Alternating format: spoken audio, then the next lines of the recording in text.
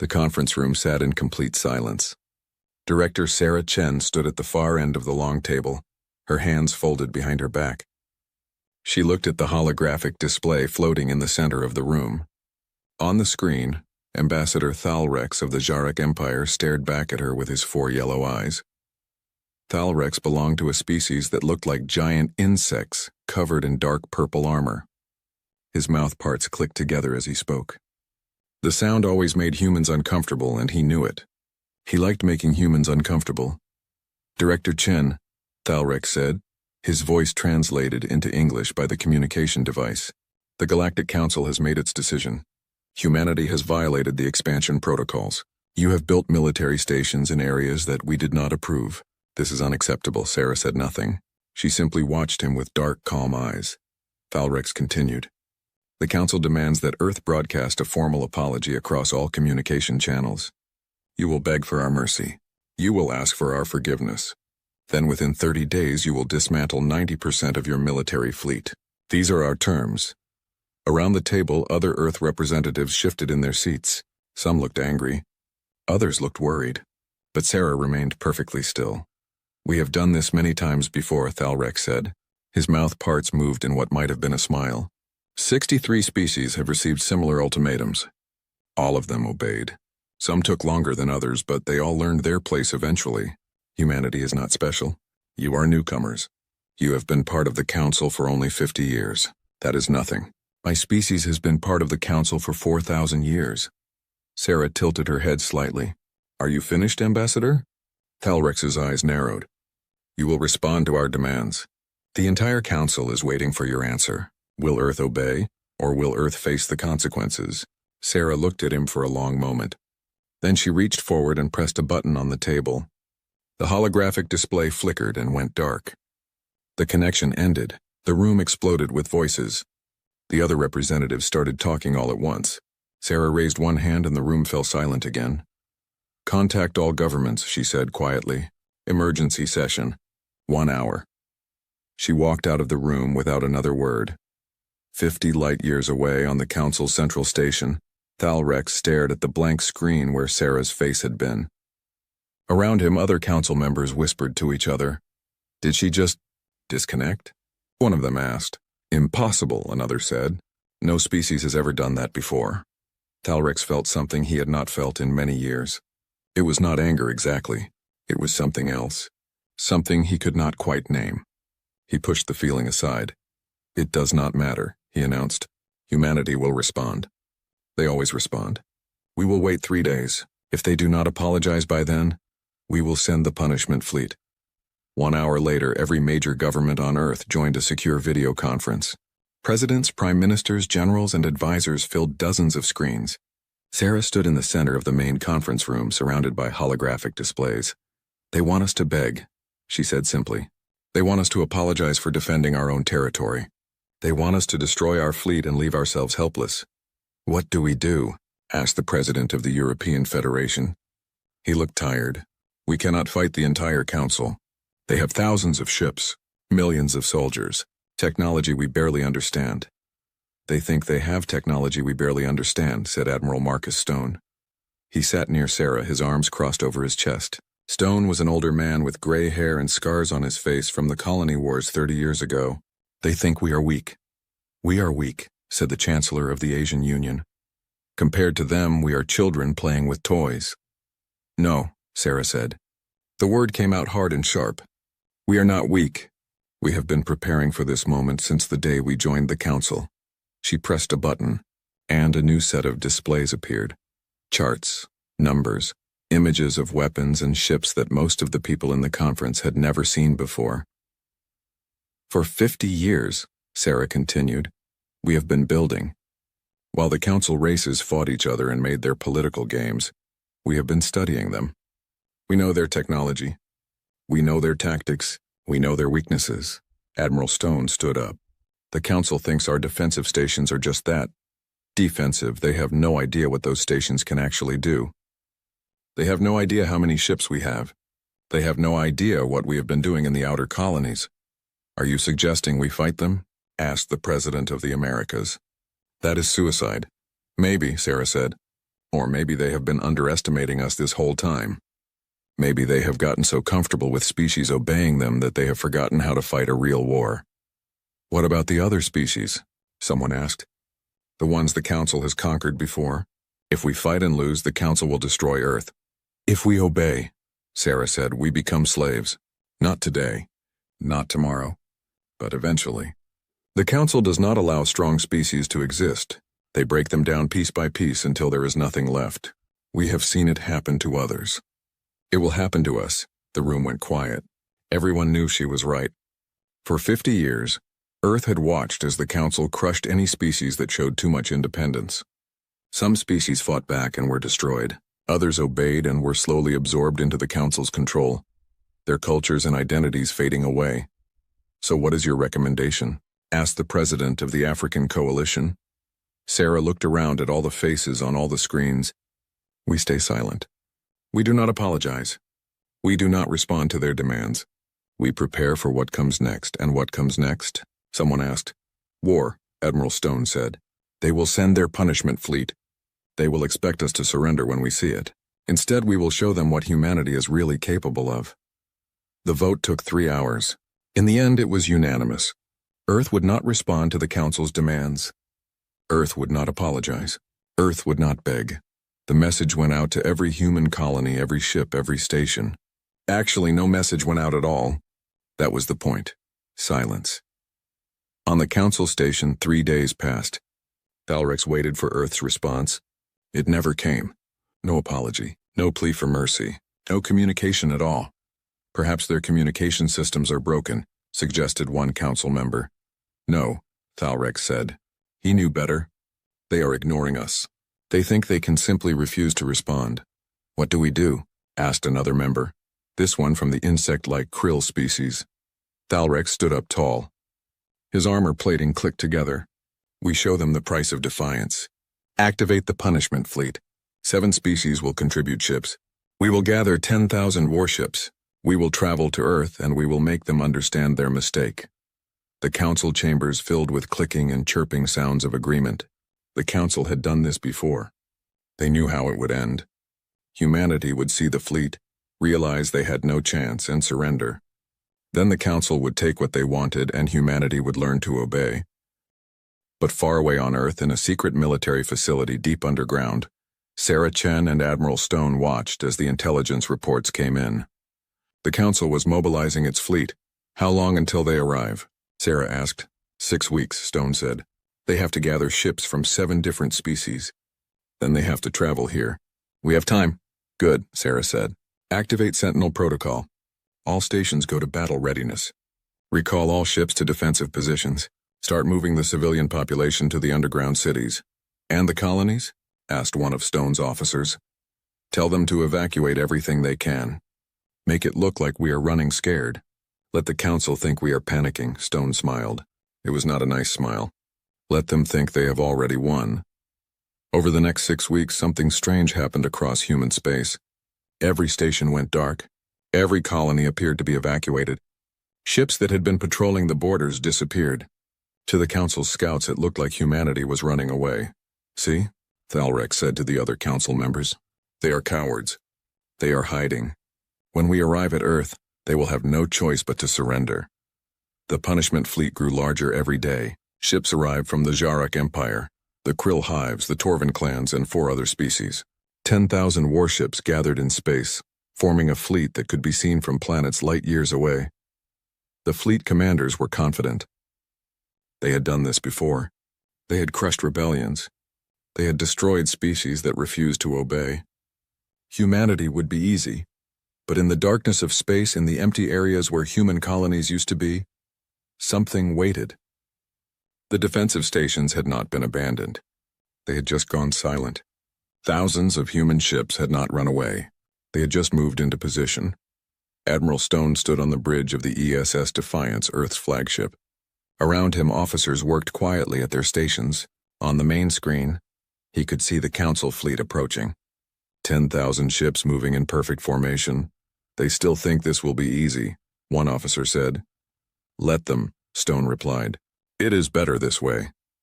On Earth, Sarah Chen stood in the war room, surrounded by screens showing the Council fleet's position. Every government leader was watching. Every military commander was ready. Do we send them a message? Someone asked. One last chance for peace? Sarah shook her head. No, we have been silent this long. We stay silent now. They wanted to see us beg. Instead, they will see what happens when you threaten humanity.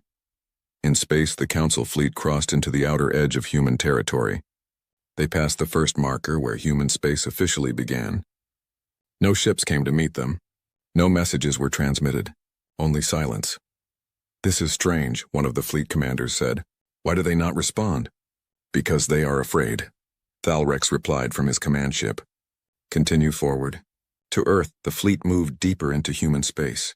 They passed areas where colonies had been. All empty now, all dark. The Council ships scanned everything, looking for threats. They found nothing, see?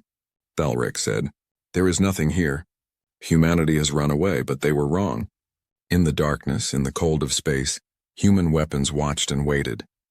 The defensive stations tracked every Council ship. The stealth fleet moved silently behind the enemy formation. And on Earth, humanity prepared for the moment that would change the galaxy forever. The Council had ordered humanity to beg for mercy. Earth had stayed silent. Now the Council was about to learn why silence could be the most terrifying sound of all. Admiral Stone checked the tactical display one more time. The Council fleet would be in position in 3 hours. Then the trap would be ready. All ships, he said quietly into his command channel. Stand by. Wait for my signal. Across human space, thousands of soldiers and officers heard his words. They waited. They prepared, and they stayed silent. The galaxy was about to change. The Council fleet moved through space like a swarm of metal insects, 10,000 ships, each one carrying weapons that could destroy a city. They traveled in perfect formation, their commanders confident that this mission would be simple. On the bridge of his flagship, Thalrex watched the star maps. Earth was still 2 weeks away. The journey was going exactly as planned. Any response from the humans yet? He asked his communication officer. Nothing, Ambassador. Complete silence. Thalrex clicked his mouthparts together. Good, they know they cannot win. By the time we reach Earth, they will be ready to surrender. But while the Council fleet moved slowly through space, humanity was moving much faster. Information traveled at the speed of light. Orders were given. Plans were put into action. And deep in the shadows between stars, secrets were being revealed. On Earth, Sarah Chen stood in her office looking at reports that would shock the galaxy if anyone else saw them. For 50 years, humanity had been building. Not just ships, not just weapons. Something much more important. Knowledge. Director, said a voice behind her. She turned to see Dr. James Park, head of Earth's Xenotechnology Research Division. He was a thin man with glasses and hands that always seemed to be moving. The analysis is complete. We know exactly how their ships work now. Every weakness, every flaw. Show me, Sarah said. Dr. Park pulled up a holographic display. Images of Council ships appeared in the air, rotating slowly. Different parts were marked in red. The Jarek ships rely on plasma shields, Dr. Park explained. Very strong against conventional weapons. But they have a fatal flaw. The shields need constant power from the ship's main reactor. If you disrupt the magnetic field that contains the plasma, the shield collapses completely. It takes 3 minutes to restart. 3 minutes, Sarah repeated. That is enough time. More than enough, Dr. Park agreed. The Krill ships have a different problem. Their armor is biological. It regenerates damage over time, which makes them hard to destroy with normal weapons. But biological systems have a weakness. Temperature. Drop the temperature fast enough and the armor becomes brittle. Then it shatters like glass. Sarah nodded slowly. And the others? The Torvin ships use quantum entanglement for their faster-than-light drives. We found a way to disrupt the entanglement field. When we do that, their ships cannot jump away. They are trapped. Dr. Park smiled. The Council has been using the same technology for thousands of years. They never bothered to improve it because no one ever challenged them. They got comfortable. Comfortable species make mistakes, Sarah said. What about our weapons? Are they ready? The gravitational disruptors are online. The quantum entanglement bombs are ready. The evolution viruses are in production. Dr. Park paused. Director, these weapons, some of them are terrifying. Are we sure we want to use them? Sarah looked at him with hard eyes. The Council has destroyed civilizations. They have enslaved species. They have killed billions across the galaxy. Now they come to do the same to us. Yes, Dr. Park. We will use every weapon we have. Dr. Park nodded and left. Sarah turned back to the window. She could see the stars above Earth. Somewhere out there, the Council fleet was coming. They thought they were coming to punish weak humans. They had no idea what was waiting for them. In another part of Earth's military complex, Admiral Stone was meeting with his fleet commanders. The room was filled with men and women in uniform, each one representing a different battle group. Listen carefully, Stone said. The Council thinks we only have a few hundred ships. They think our defensive stations are weak. They are wrong on both counts. We have been building in secret for decades. The shipyards in the outer colonies, the ones we told the Council were for mining operations, have been building warships. A holographic display appeared, showing hundreds of ships, then thousands. The commanders in the room stared. We have 5,000 frontline warships, Stone continued, each one equipped with technology the Council has never seen. Stealth fields that make us invisible to their sensors, weapons that can tear apart matter at the molecular level, shields that adapt to whatever hits them. How did we keep this secret? Asked one commander. Carefully, Stone replied.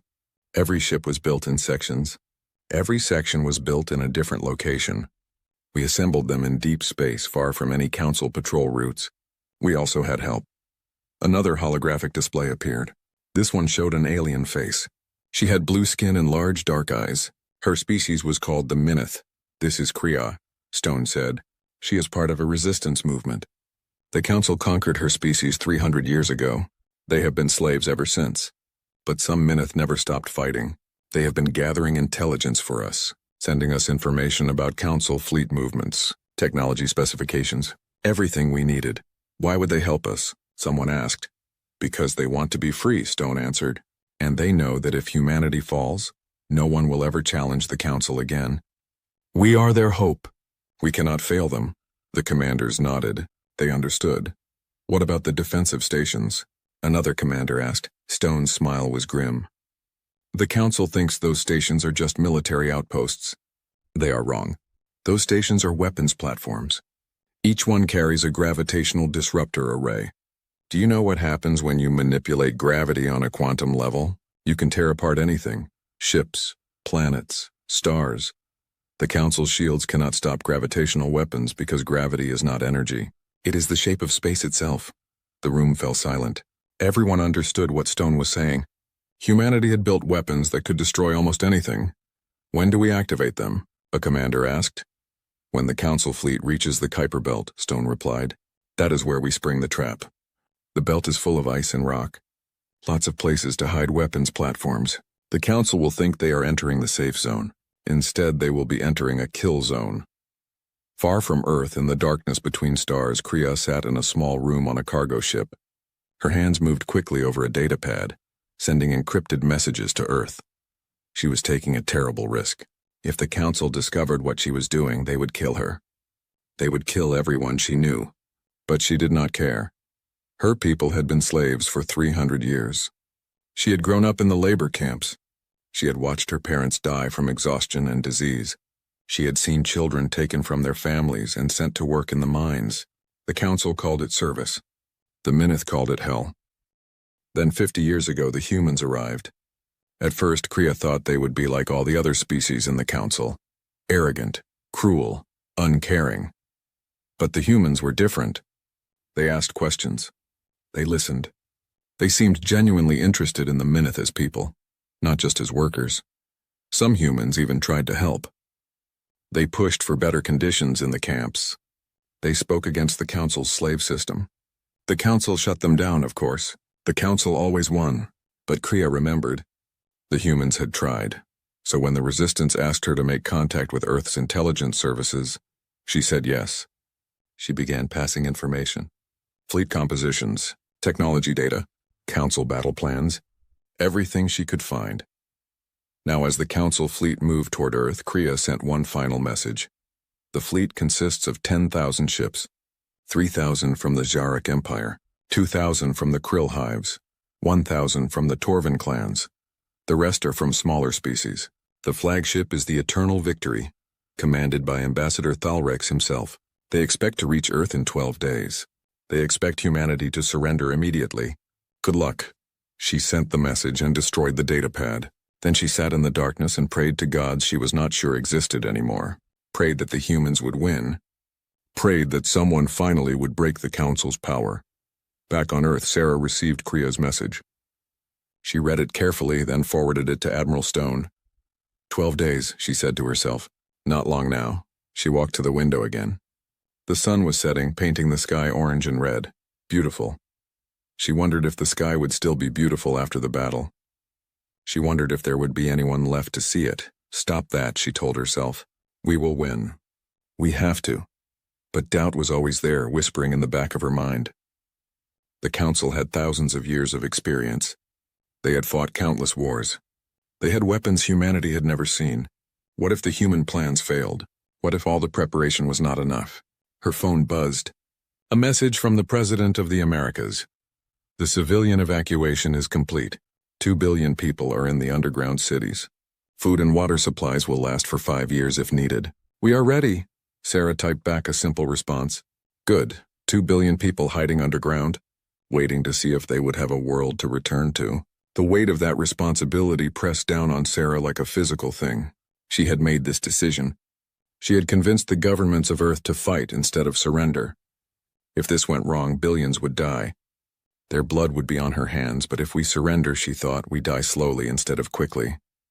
At least this way, we die on our feet. Admiral Stone was thinking similar thoughts.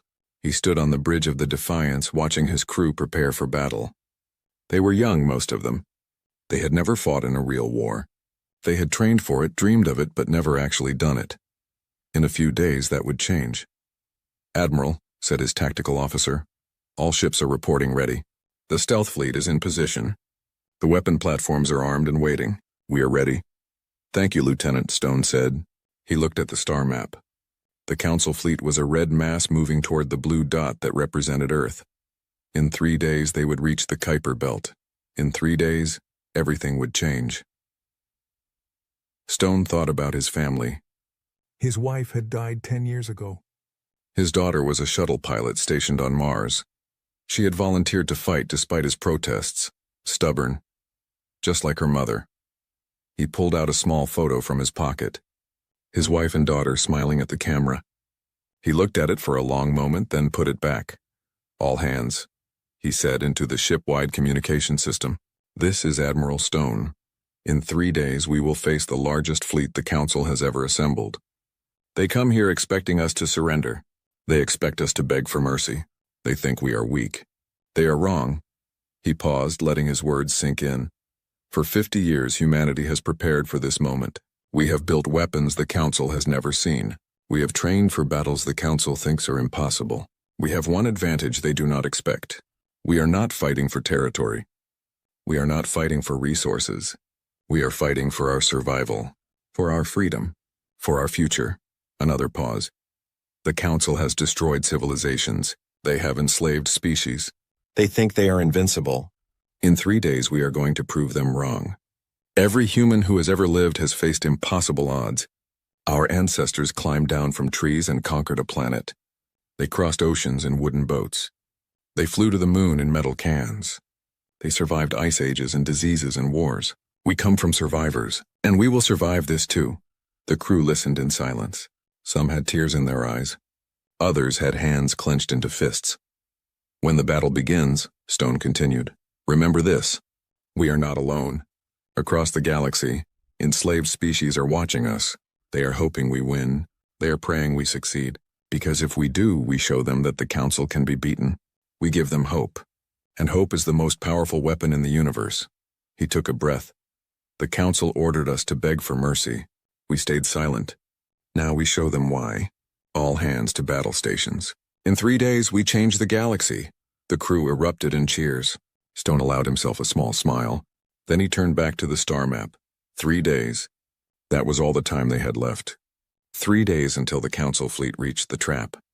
3 days until humanity either won its freedom or died trying. The galaxy was watching. The galaxy was waiting. And in the cold darkness of space, the pieces were moving into position for the most important battle in human history. The Council was coming, and humanity was ready. The Kuiper belt was a region of space at the edge of the solar system. It was filled with ice and rock and debris left over from when the planets formed billions of years ago. It was cold.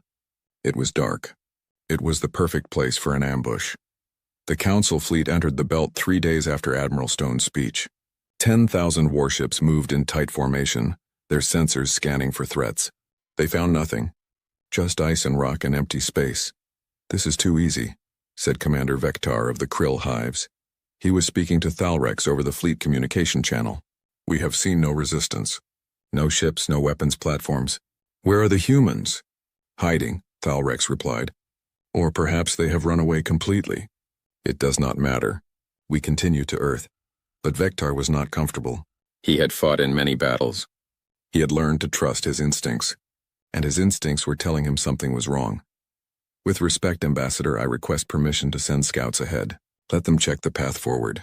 Thalrex's eyes narrowed. "Are you afraid, Commander?" "I am cautious," Vectar replied. "There is a difference." Thalrex clicked his mouth parts in annoyance. But he gave permission. 6 scout ships broke away from the main fleet and moved forward, scanning everything. On the bridge of the Defiance, hidden by stealth fields that bent light around the ship, Admiral Stone watched the Council fleet approach. He could see the 6 scouts breaking formation. "Smart," he muttered. "Someone over there is thinking." "Should we eliminate the scouts?" asked his tactical officer. "No, let them look. They will not find anything." "Not yet." Stone smiled coldly. "Let them think they are safe." The scouts moved through the Kuiper belt, their sensors on maximum power. They scanned ice rocks. They scanned debris fields. They found exactly what they expected to find. "Nothing. All clear," reported the lead scout to Commander Vectar. "No human ships. No weapons platforms. The path is safe." Vectar felt his tension ease slightly. Perhaps he had been wrong. Perhaps the humans really had run away. "Very well," he said. "Return to formation." The scouts turned back toward the main fleet. As they did, they passed within 500 meters of a human weapon platform disguised as a large ice rock. The platform's stealth field kept it invisible. Its sensors tracked the scouts but did not activate. Not yet. The Council fleet moved deeper into the Kuiper belt. They were halfway through now. Earth was only a few days away. On the flagship, Thalrex felt satisfaction. The humans had made the right choice. They had recognized that resistance was useless. "Prepare a message for Earth," he ordered. "Tell them that if they surrender now, we will be merciful. They must still dismantle their fleet, but we will not occupy their planet." "Yes, Ambassador," said his communication officer. Thalrex settled back in his command chair.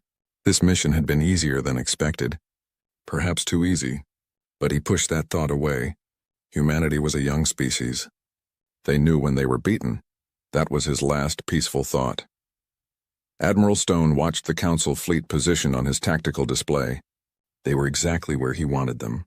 Surrounded by weapon platforms, in range of the human stealth fleet, trapped.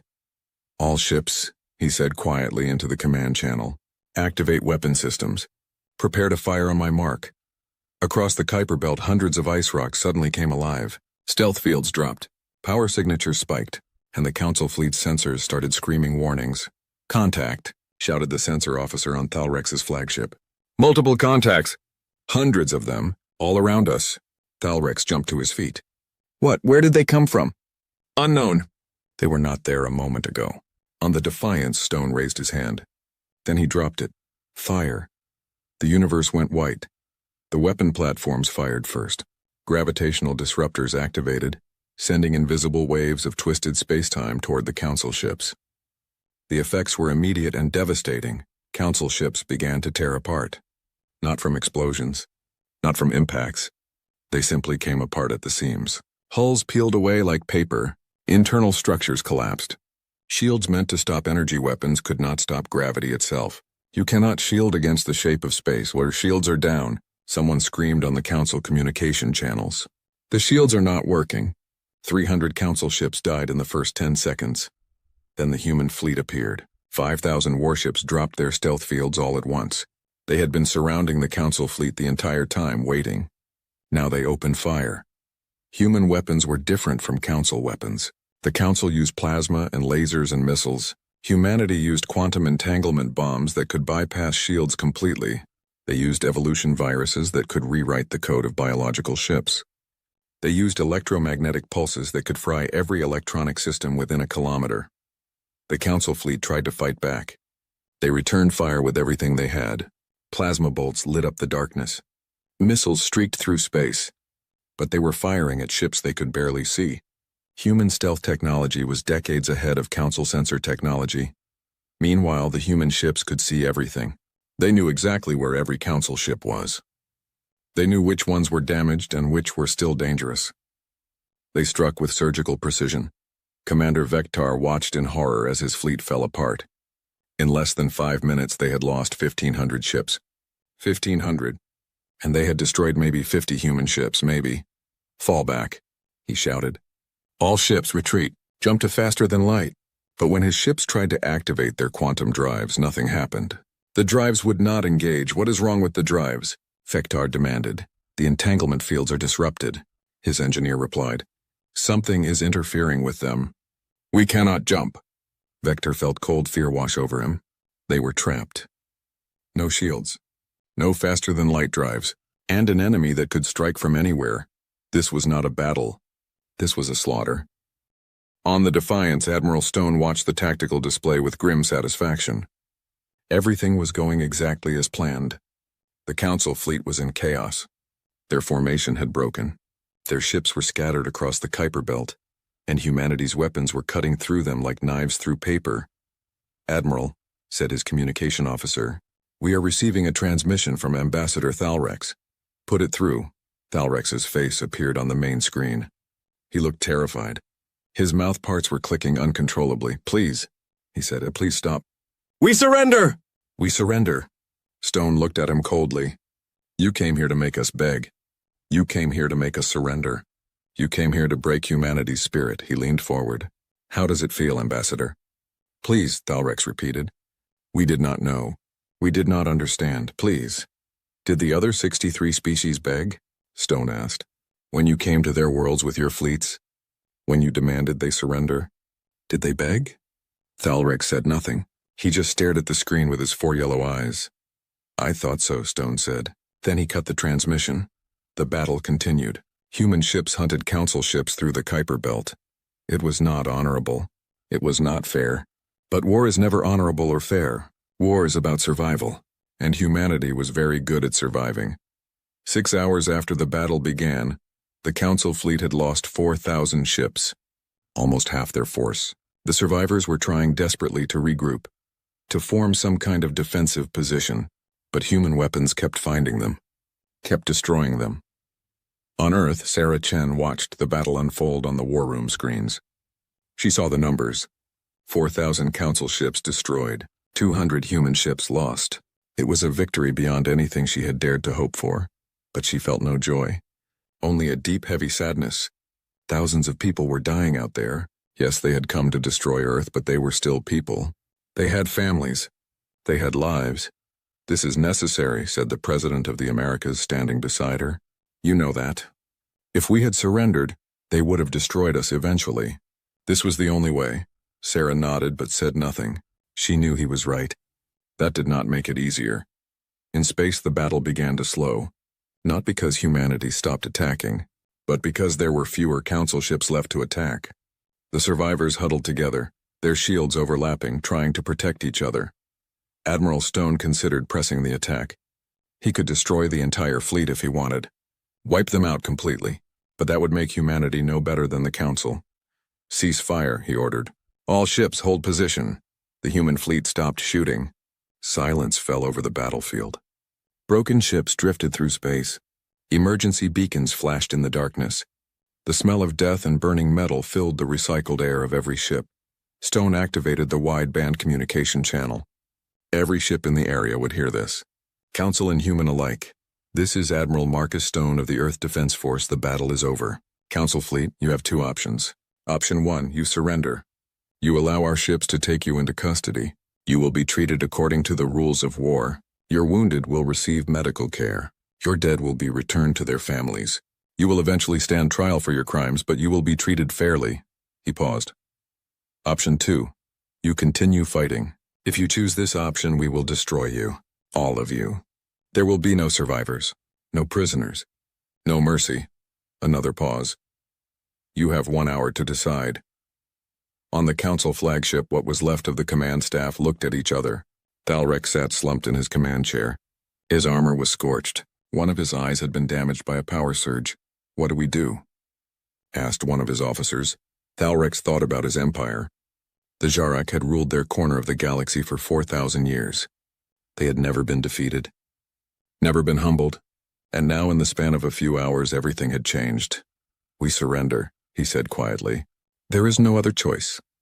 But the council will. The council is finished, Thalrex interrupted. Do you not see? Humanity has just destroyed the most powerful fleet we could assemble. Every species in the galaxy will hear about this. Every enslaved race will remember this. The council's power was built on fear. On the belief that we were invincible. That belief is gone now. He stood up slowly, painfully. Send the message. We surrender. On the Defiance, Admiral Stone received the surrender message. He felt relief wash over him. It was over. Humanity had won, but the relief was mixed with other feelings. Grief for the soldiers who died, anger at the council for making this necessary, and fear for what came next. Because winning the battle was one thing, changing the galaxy was something else entirely. Accept their surrender, Stone ordered. Send medical ships to help their wounded, and prepare prisoner transport vessels. Then he activated his private communication channel to Earth. Sarah Chen's face appeared on the screen. It is over, he said. We won. Sarah closed her eyes for a moment. Then she opened them again. No, she said. It is not over. It is just beginning. The council will hear about this. The entire galaxy will hear about this. Everything changes now, she was right. At that moment, across hundreds of light years, other council members were receiving the news. The punishment fleet had been destroyed. Humanity had won. The impossible had happened. And on a small cargo ship hidden in a forgotten corner of space, Kriya received the message from the human resistance contact. 3 words that made her cry with joy and relief. We won. Humanity won. She looked around her small room. For the first time in her life, she felt hope. Real hope. Not the desperate, fragile hope that keeps you alive day to day, but real, solid hope that things could actually change. The council had ordered humanity to beg for mercy. Earth had stayed silent, and in that silence humanity had spoken louder than words ever could. The galaxy would never be the same. The news traveled fast. Faster than the council wanted, faster than they could control. Within days, every species in the galaxy knew what had happened. The council's punishment fleet, 10,000 ships strong, had been destroyed. Not damaged, not scattered, destroyed. And the species that destroyed them was humanity. Young, weak, supposedly inferior humanity. On the council homeworlds, governments fell into chaos. How was this possible? How could humans who had been part of the council for only 50 years defeat a fleet that should have been unstoppable? The answer was uncomfortable. Humanity had been underestimated. Badly underestimated. On the Jarak homeworld, the ruling council met in emergency session. Their chambers were filled with shouting and accusations.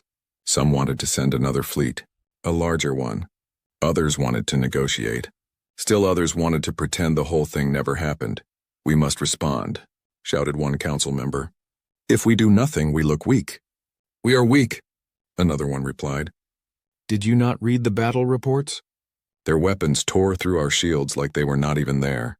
Our ships could not even escape. What do you think a second fleet would accomplish? The arguing continued for hours. But deep down, they all knew the truth. The council's power had always been built on a simple idea. Obey us or be destroyed. But humanity had not been destroyed.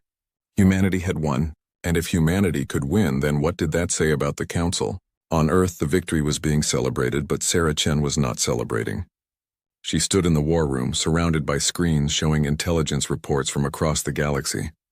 What she saw worried her. The council is fracturing, said her intelligence chief, a woman named Colonel Martinez. 3 minor species have already declared independence. The Minith resistance has launched attacks on council installations. Several other species are considering rebellion. What about the major council members? Sarah asked, divided. The Jarak want revenge. The Krill want to negotiate. The Torvin are staying quiet, which probably means they are planning something. And the smaller species are just trying to figure out which side will win. Sarah rubbed her temples. She felt a headache coming on. This is getting complicated. It was always going to be complicated, Martinez replied. You cannot destroy the most powerful fleet in the galaxy and expect things to stay simple. Sarah knew she was right. But knowing something intellectually and dealing with it emotionally were two different things. She had pushed Earth to fight because surrender meant slow death. But she had not expected to win so decisively. She had not expected the entire galactic order to come crashing down. What about the prisoners? Sarah asked. We are holding them on Luna. 6,000 council soldiers and officers, including Ambassador Thalrex. I want to talk to him. Martinez raised an eyebrow. Why? He is a war criminal. He has ordered the destruction of entire civilizations. Because we need to understand, Sarah said. We need to know how the council thinks. How they operate. If we are going to build something new, we need to understand what we are replacing. 3 days later, Sarah Chen sat across a table from Ambassador Thalrex. They were in a secure room on Luna, Earth's moon. Thalrex was in restraints, but he sat upright, trying to maintain his dignity. His armor was gone. He wore a simple gray prison uniform. One of his eyes was still damaged from the battle. Why am I here?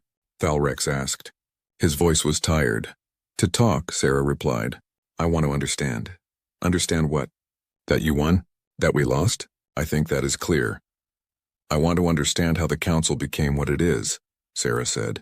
The council was supposed to be a forum for cooperation, for peace. How did it become an empire built on fear? Thalrex looked at her for a long moment. Then he laughed. It was a bitter sound. You think the council changed? You think we betrayed some noble ideal? He shook his head. Director Chen, the council was always like this. From the very beginning. Do you know how the council was formed? I know the official history, Sarah said. Then you know lies, Thalrex replied. Let me tell you the truth. 4,000 years ago, 5 species formed an alliance. The Jarak, the Krill, the Torvan, and 2 others who no longer exist. We formed the council to protect ourselves from each other. We agreed that no one species would dominate. We would make decisions together. He paused, his mouth parts clicking slowly. And it worked. For a while. Then we encountered other species. Younger species. Weaker species. And we had a choice. Let them develop on their own, or bring them under our control. We chose control. It was easier. It was safer. We told ourselves we were helping them, protecting them, but really we were just afraid. Afraid of what? Sarah asked. Competition, Thalrex said simply. We were afraid that if we let other species grow strong, they might challenge us. They might take what we had built. So we kept them weak. We made rules that ensured they could never become powerful enough to threaten us. The expansion protocols, Sarah said, among others. We created hundreds of rules designed to keep young species in their place. And when a species showed too much promise, too much independence, we crushed them, like we tried to crush you. Sarah leaned forward. 63 species. You did this to 63 species before us. 63 that resisted, Thalrex corrected. Hundreds more simply obeyed. They are still part of the council, still following our rules, still weak. He looked at Sarah with his 3 remaining eyes. You are the first species to fight back and win. Do you understand what that means? It means the system is broken. It means the system is finished, Thalrex said. Every enslaved species in the galaxy just learned that the council can be beaten. They will rise up. They will fight. And the council cannot stop them all. Not anymore. You have started a revolution, Director Chen, whether you wanted to or not. Sarah sat back. She had known this intellectually. But hearing it from Thalrex made it real. What happens now? She asked. That depends on you, Thalrex replied. Humanity has 2 choices. You can become the new council, take our place, rule the galaxy through fear like we did, or you can try to build something different, something better. And which do you think we will choose? Thalrex's mouth parts moved in what might have been a smile. I think you will try to build something better. And I think you will fail. Because the galaxy is too big, too complicated. Too full of species that hate each other. Peace is impossible. Order requires force. You will learn that. Maybe, Sarah said. Or maybe you are wrong. Maybe peace is possible if it is built on respect instead of fear. We will see, Thalrex said. I suspect I will be dead before we find out. When does my trial begin? Soon, Sarah said. She stood up. Thank you for your honesty, Ambassador. I have nothing left to lose, Thalrex replied. Honesty is easy when you have already lost everything. Sarah left the room feeling troubled. Thalrex's words kept echoing in her mind. You have started a revolution. The question was, could humanity finish it? While Sarah was talking to Thalrex, Admiral Stone was dealing with a different problem. The council prisoners were asking for something. They wanted to send messages to their families. To let them know they were alive, should we allow it? Asked one of Stone's officers. Stone thought about it. The council would not have allowed such messages. The council would have kept the prisoners isolated, but humanity was trying to be better than the council. Allow it, Stone said. Let them send messages, but monitor everything. Make sure they are not sending coded military information. The messages went out. Thousands of them. Council soldiers writing to their families, telling them they were alive, telling them they were being treated well, telling them about the humans who had captured them. One of those messages was from Commander Vectar.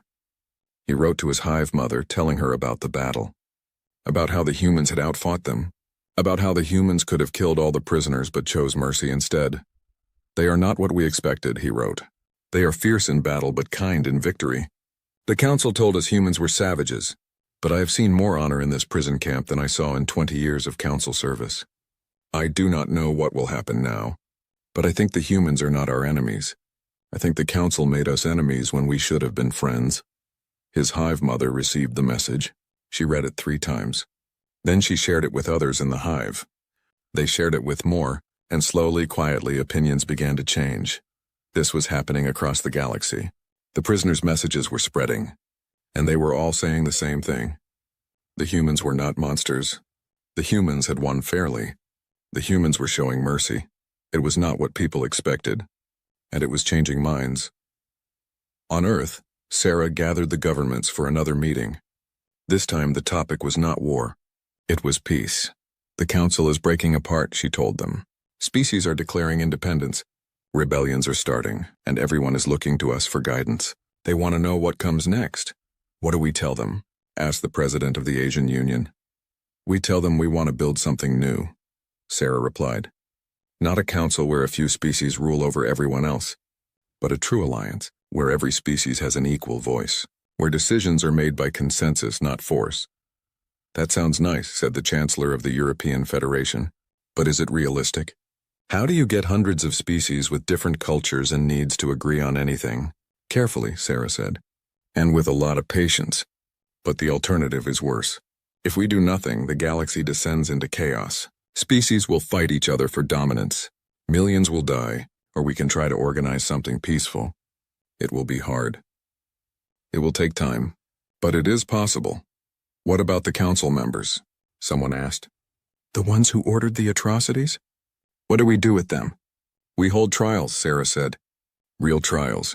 With real evidence and real justice.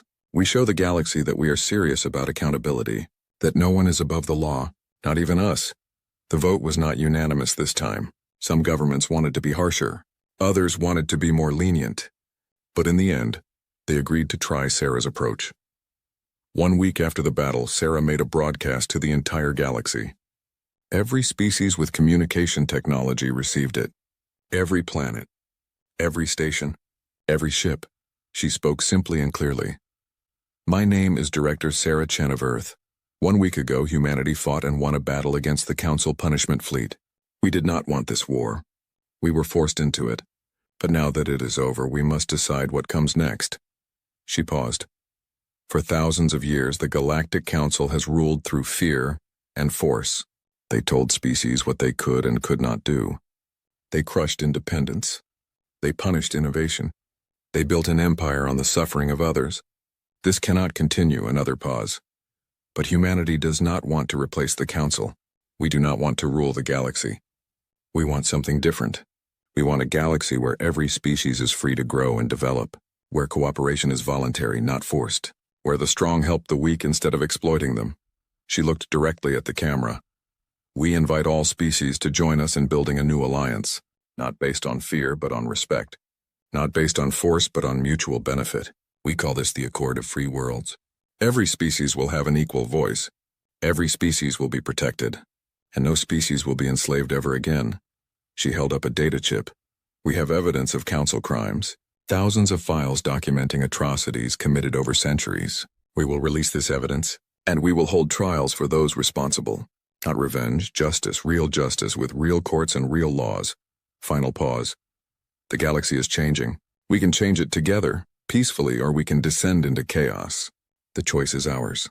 Earth chooses peace. Earth chooses freedom. Earth chooses hope. We invite you to choose the same. The broadcast ended.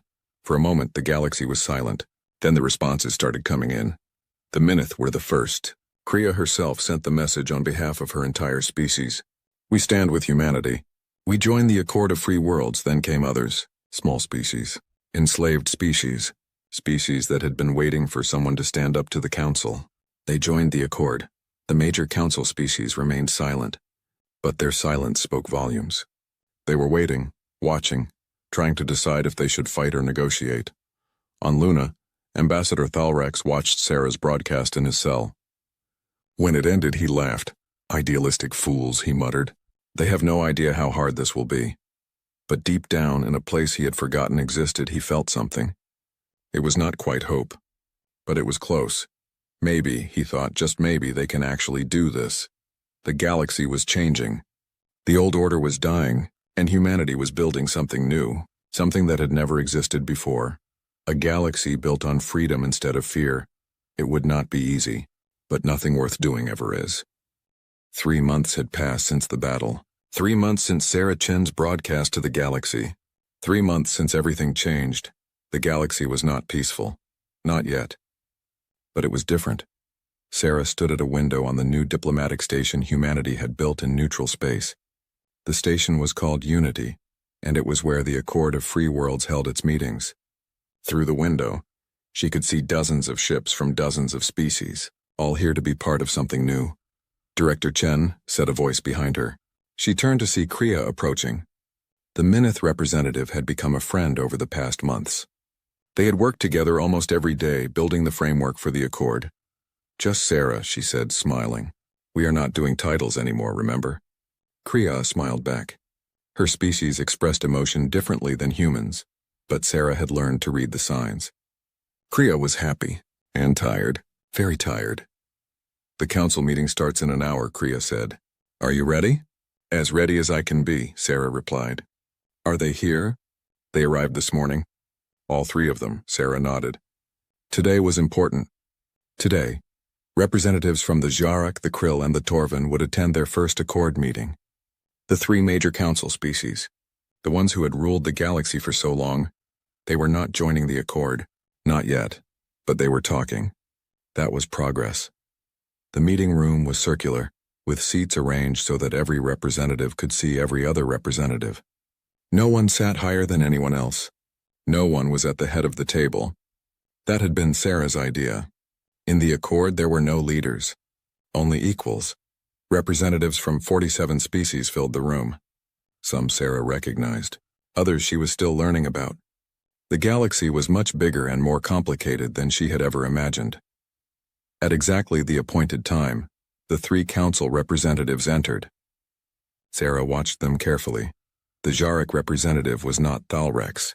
Thalrex was still in prison awaiting trial. Instead, they had sent a younger ambassador named Sekthar. He moved stiffly, his armor plates clicking with discomfort. Being here was humiliating for him. Sarah understood that. The Krill representative was a female named Zixara. She was smaller than Commander Vectar but radiated authority. Her multifaceted eyes scanned the room constantly, evaluating, calculating. The Torvin representative surprised everyone. It was their first speaker. The closest thing they had to a head of state. That he came personally showed how seriously they were taking this. The 3 council representatives took their seats. The room fell silent. Everyone was watching to see what would happen. Sarah stood. As the person who had called the meeting, it was her job to begin. Welcome, she said simply. Thank you for coming. I know this is difficult. For all of us. 3 months ago, we were enemies. Today we sit together. That is progress. She paused, looking around the room. The Accord of Free Worlds is still new. We are still learning how to work together. We are still making mistakes. But we are trying to build something that has never existed before. A galaxy where every species is free, where the strong do not exploit the weak. Where cooperation is based on mutual respect, not fear. She turned to the 3 council representatives. We invited you here because we want you to be part of this. Not as conquerors, not as rulers, but as equals. The Jarak, the Krill, and the Torvin have knowledge and experience that could help us all, if you are willing to share it. If you are willing to change, Sekthar stood. His voice was stiff and formal. The Jarak Empire does not accept your premise. We ruled the galaxy because we were qualified to rule. Because we brought order to chaos. What you call oppression, we call stability. Murmurs ran through the room. Some species looked angry. Others looked afraid. Sarah held up her hand for silence. You ruled through fear, she said calmly. You destroyed species who would not obey. You enslaved races you considered inferior. You made peace impossible because you demanded submission instead of cooperation. And now the galaxy is descending into chaos, Sekthar replied.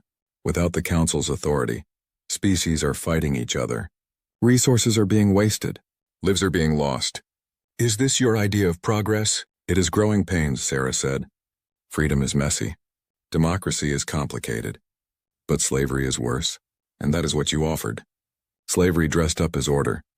You speak of slavery, Sekthar said, his voice rising. But what about your own history? Did humanity not enslave its own people for thousands of years? Did you not fight wars over resources and territory? Do you not still have inequality and injustice? How dare you judge us when your own species is so flawed? Sarah felt anger flash through her, but she kept her voice calm. You are right. Humanity has a terrible history. We have done horrible things. But we learned. We grew. We changed.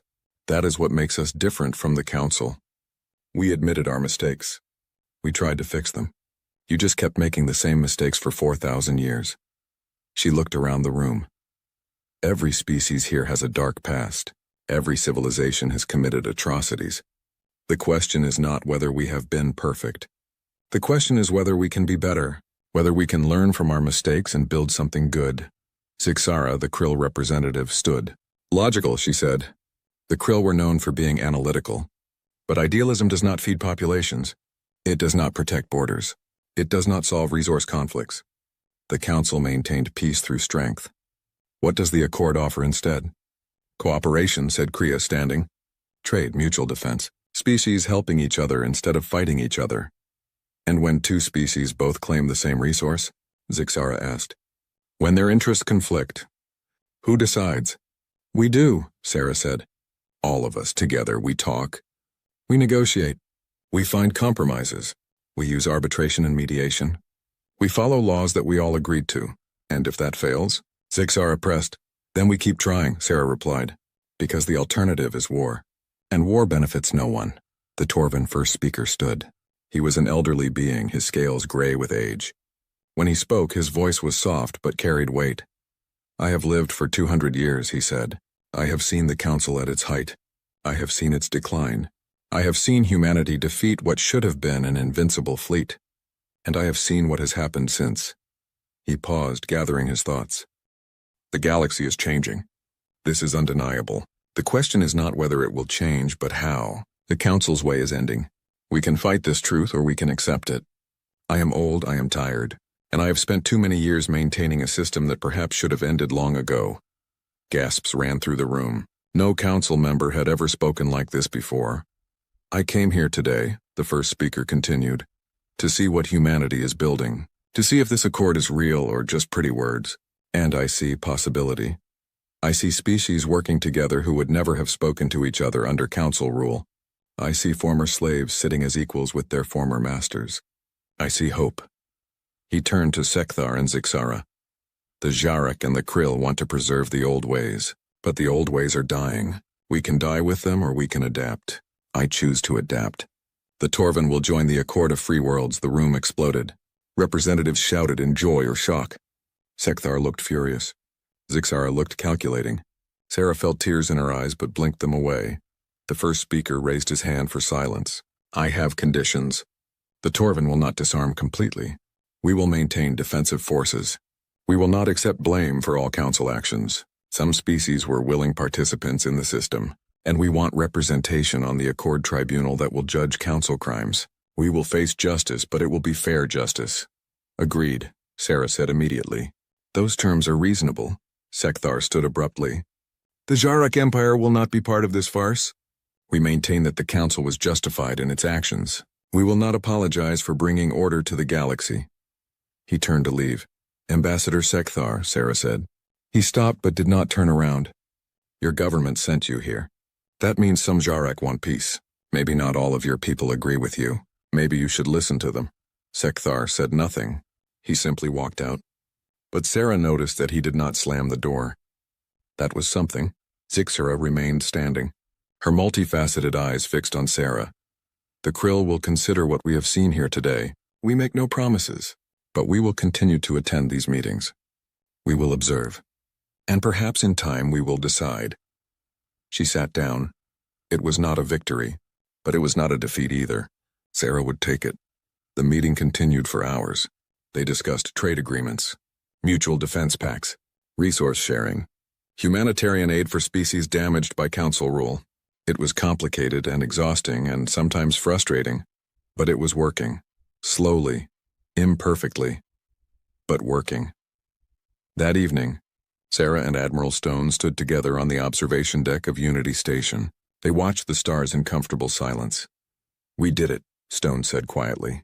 We actually did it. We survived, Sarah corrected. That is not the same as winning. It is close enough. Sarah smiled. The trials start next week.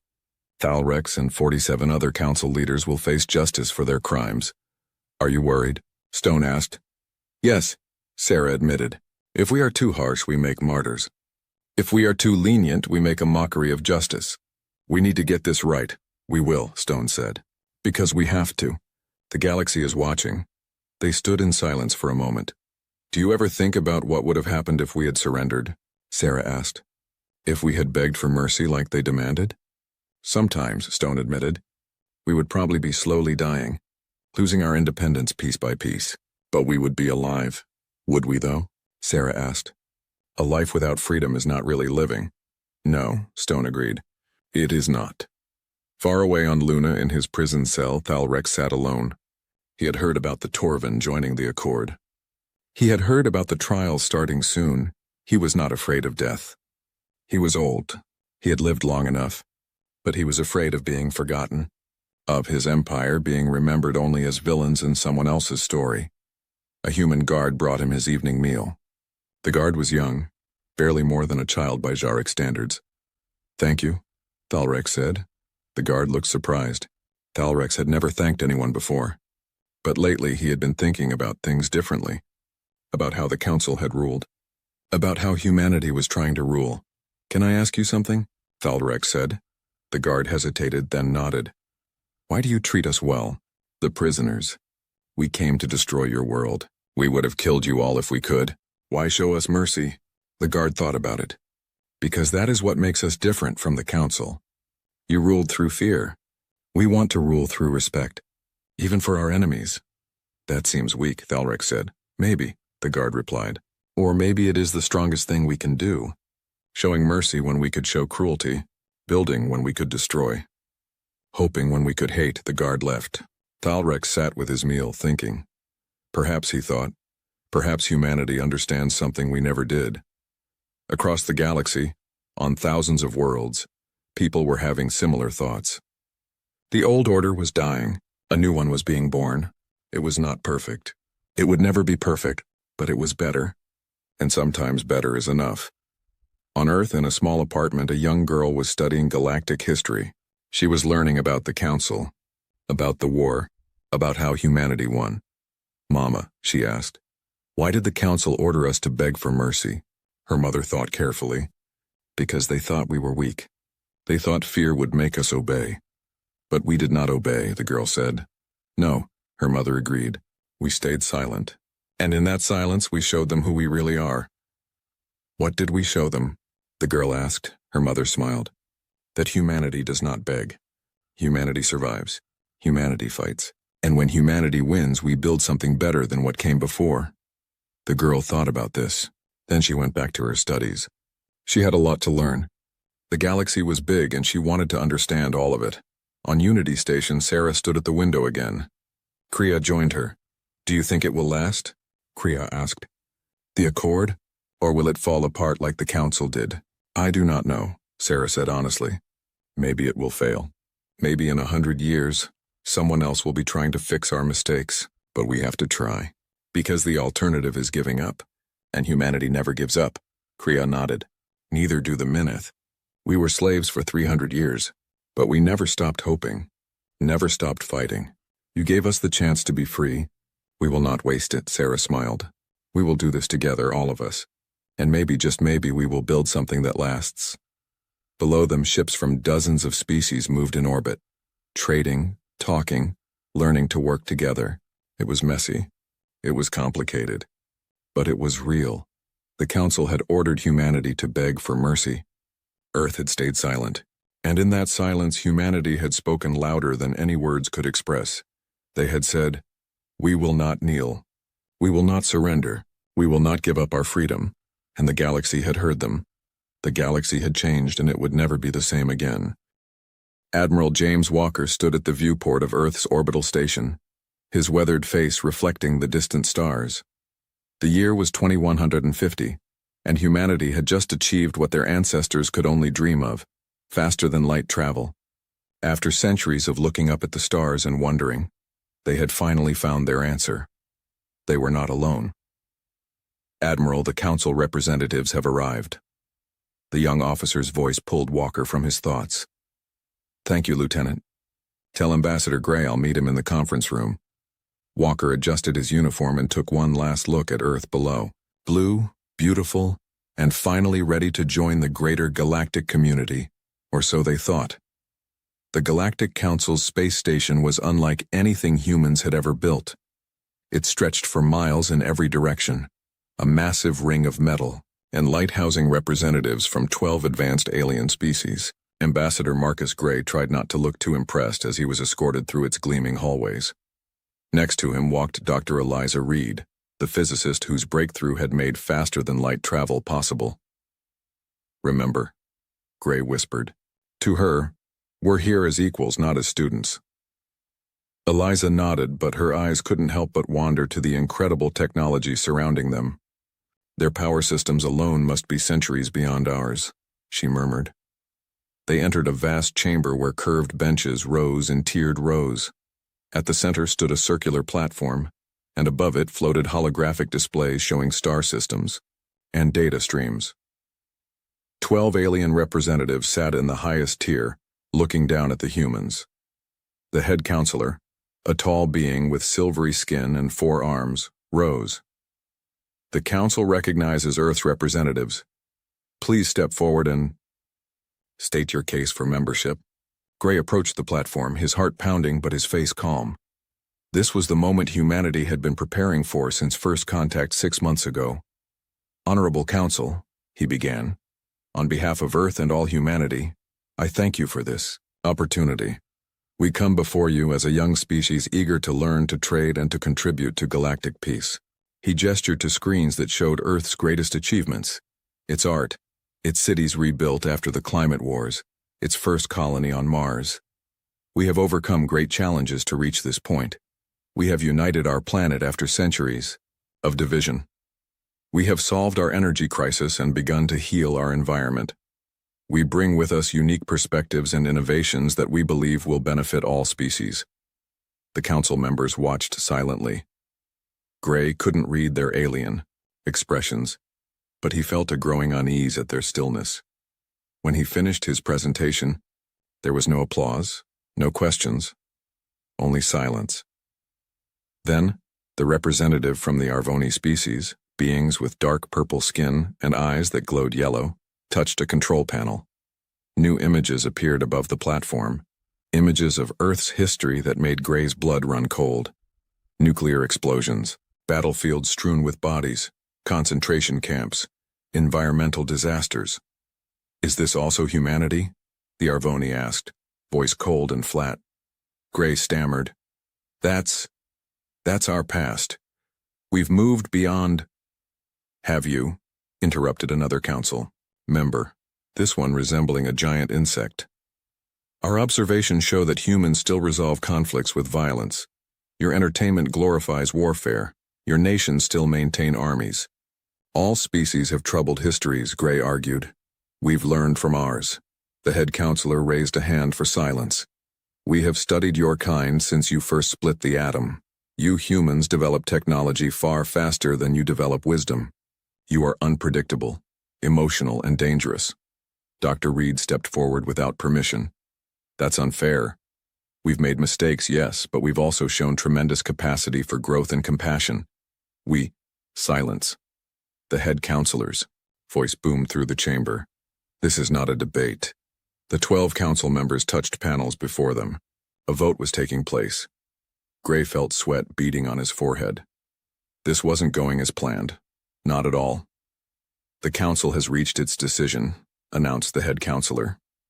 Earth is deemed a Category 3 threat to galactic stability. No, council species will be permitted to share technology with humans. No trade routes will include the Sol system. A quarantine buoy network will be established to monitor all activity within your system. You are, effectively, contained. Gray couldn't believe what he was hearing. Contained? We came here in peace. We've done nothing to threaten you. It is not what you have done, said the head counselor. It is what you might do. The decision is final. You will be escorted back to your ship immediately. The return journey to Earth was the longest of Gray's life. How could he tell humanity that instead of joining a bright new future, they had been labeled as dangerous and quarantined like a disease? Admiral Walker was waiting when their ship docked. One look at Gray's face told him everything. They rejected us, Walker said. It wasn't a question. Gray nodded. His shoulders slumped in defeat. Worse than rejected. They've quarantined us. No contact, no trade, no technology exchange. They're putting up a network of monitoring stations around our entire system. Dr. Reed's eyes flashed with anger. They judged us by our past, not our potential. They feared what we might become, not what we are. Walker's face hardened. Come with me.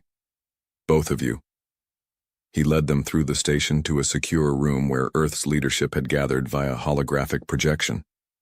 Presidents, prime ministers, and other leaders from the United Earth government sat in grim silence as Gray repeated what had happened. So that's it? Asked the president of the United Earth government. We're just locked away and forgotten? No, said Admiral Walker, stepping forward.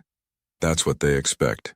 They expect us to rage against our cage, to prove them right about our violent nature. But we're going to do something they won't expect.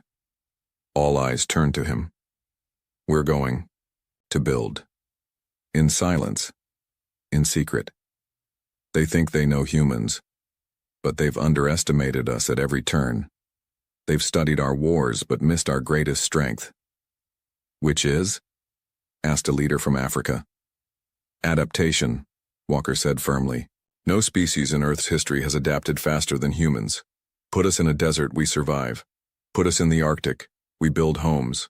Tell us we can't fly, we invent planes. Tell us we can't reach the stars.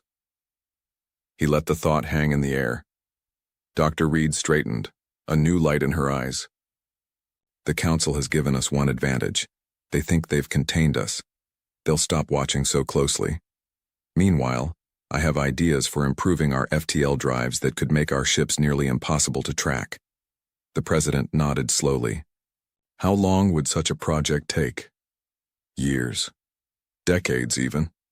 Reed admitted. But what choice do we have? Gray, who had been quiet, finally spoke.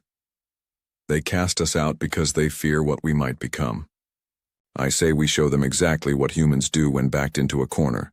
We don't break, we plan, we prepare, and when the time is right, we emerge stronger than anyone imagined possible.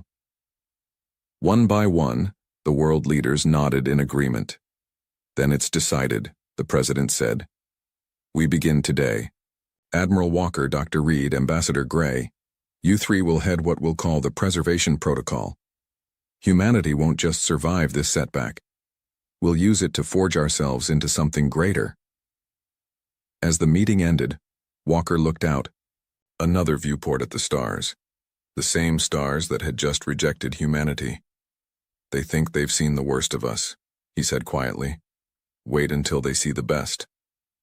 50 years had passed since the Galactic Council had cast humanity aside. Earth was no longer the divided planet it once was. The rejection had done what centuries of diplomacy could not.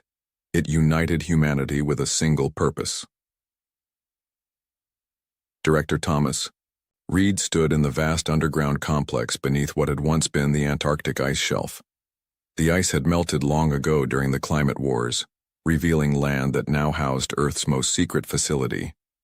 He was the son of Dr. Eliza Reed, the physicist who had helped develop Earth's first FTL drive. Now he carried on his mother's work with the same fierce determination. "Director, the stealth test is ready," said his assistant.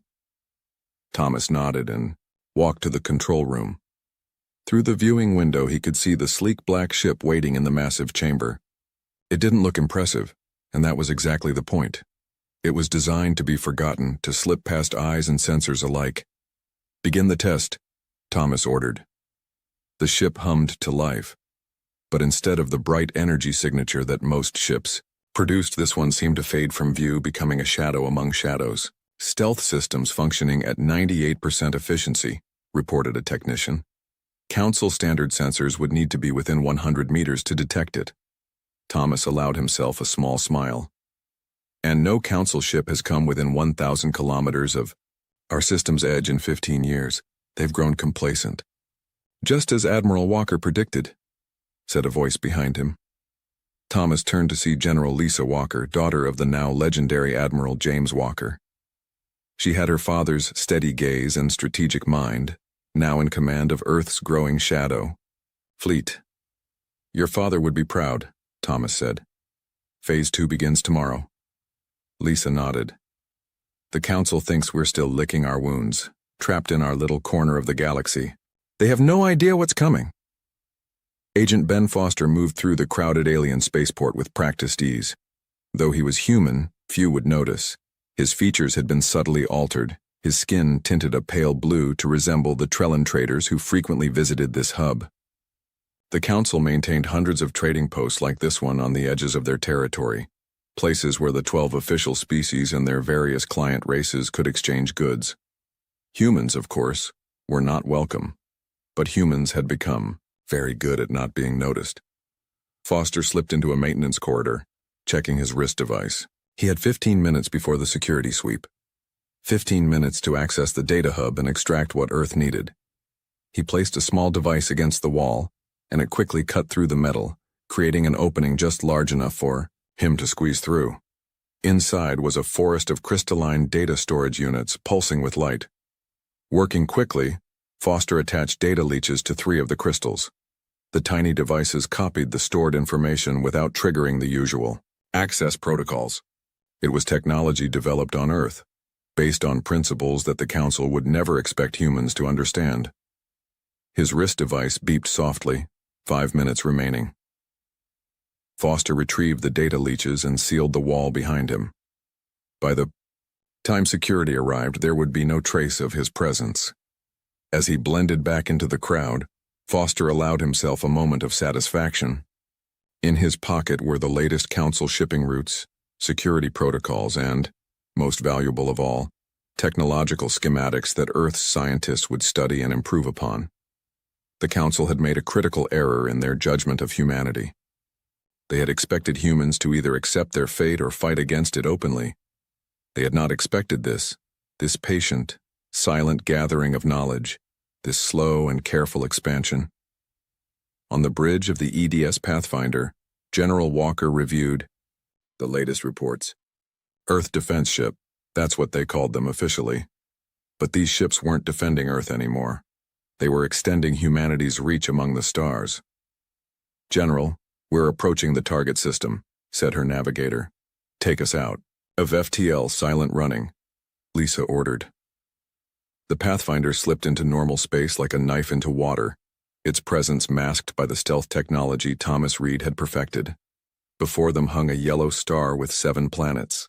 According to ancient Council records that Foster's team had recovered, this system had been surveyed once, centuries ago, and dismissed as having no habitable worlds. The Council had been wrong.